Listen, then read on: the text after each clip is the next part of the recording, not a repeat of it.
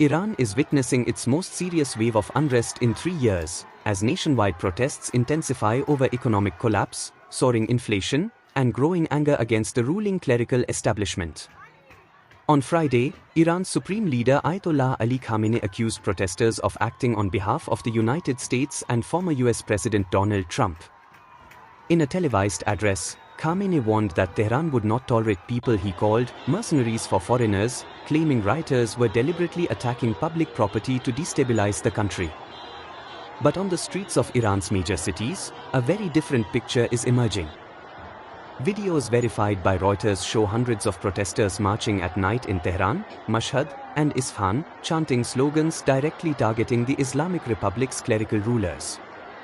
In Mashhad, eyewitness footage shows demonstrators tearing an Iranian flag in half, a powerful and rare act of defiance.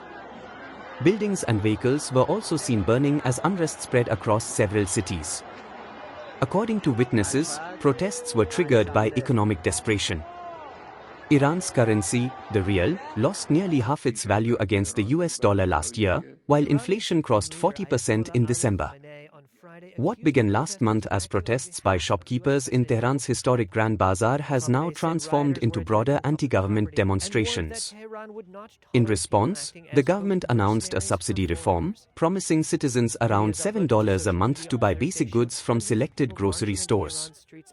But for many Iranians, the move has failed to address the deeper economic pain. As protests grew, authorities imposed a nationwide internet blackout, effectively cutting Iran off from the outside world. Internet monitoring group NetBlocks confirmed widespread shutdowns, a tactic often used by Tehran to curb mobilization and restrict the flow of information. Iran's top judge has vowed a harsh crackdown, accusing protesters of working in coordination with the country's enemies. Rights groups, however, report that dozens of protesters have been killed, with police firing on crowds in southern regions. State media has also confirmed casualties among security forces. The unrest has drawn international attention. In Geneva, the United Nations Human Rights Office expressed deep concern over the violence. UN Human Rights spokesperson Jeremy Lawrence said the right to peaceful protest must be protected under international law. He called for all deaths to be independently and transparently investigated, and warned that internet shutdowns undermine freedom of expression and access to emergency services. Lawrence also stressed that addressing the underlying grievances of the Iranian people through inclusive dialogue is essential to prevent further escalation. Meanwhile, solidarity protests have erupted abroad. In Brussels, Iranian diaspora groups gathered, holding banners calling for the overthrow of what they described as religious fascism.